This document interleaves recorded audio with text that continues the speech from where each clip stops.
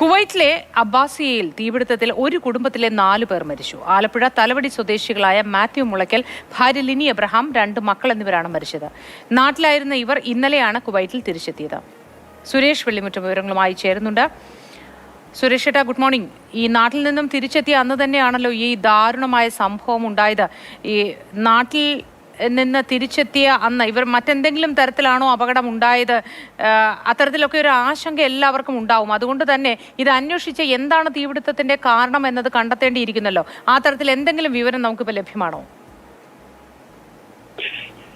മോത്തി സ്വാഭാവികമായും ഉന്നയിച്ചതുപോലുള്ള സംശയമാണ് ഇവിടെ ആദ്യം എല്ലാവർക്കും ഉണ്ടായിരുന്നത്. കാരണം നാട്ടിൽ നിന്ന് വ്യാഴാഴ്ച രാത്രി തിരിച്ചെത്തുന്നു. അതിനുശേഷം തൊട്ട് പിറ്റേ ദിവസം, അതായത് വെള്ളിയാഴ്ച രാത്രി 8 മണിയോടുകൂടി ഇങ്ങനെ മരണം സംഭവിക്കുകയും ചെയ്യുന്നു. അപ്പോൾ സ്വാഭാവികമായിട്ടും ആളുകളുടെ സംശയം ഇതിങ്ങനെ എന്തെങ്കിലും വീട്ടിൽ പ്രശ്നങ്ങളുണ്ടോ എന്നുള്ളത് തന്നെ ആണ് ആദ്യം ആളുകളൊക്കെ സംശയിച്ചത്. എന്നാൽ പിന്നീടാണ് വ്യക്തമായത് ഇവർ താമസിച്ചിരുന്നത് അബ്ബാസിയിലെ ഒരു 2 നില കെട്ടിടത്തിലാണ്. അതിന്റെ മുകളിലത്തെ നിലയിലാണ് ഇവർ താമസിച്ചിരുന്നത്. ആ ഫ്ളാറ്റിൽ ഇലക്ട്രിക് ഷോർട്ട് സർക്യൂട്ട് ഉണ്ടായി, വൈദ്യുതി ഷോർട്ട് സർക്യൂട്ട് ഉണ്ടായി. അത് AC യിൽ നിന്നും ഉണ്ടായി എന്നുള്ളതാണ് ഇപ്പോൾ ലഭിക്കുന്ന ഒരു സൂചന.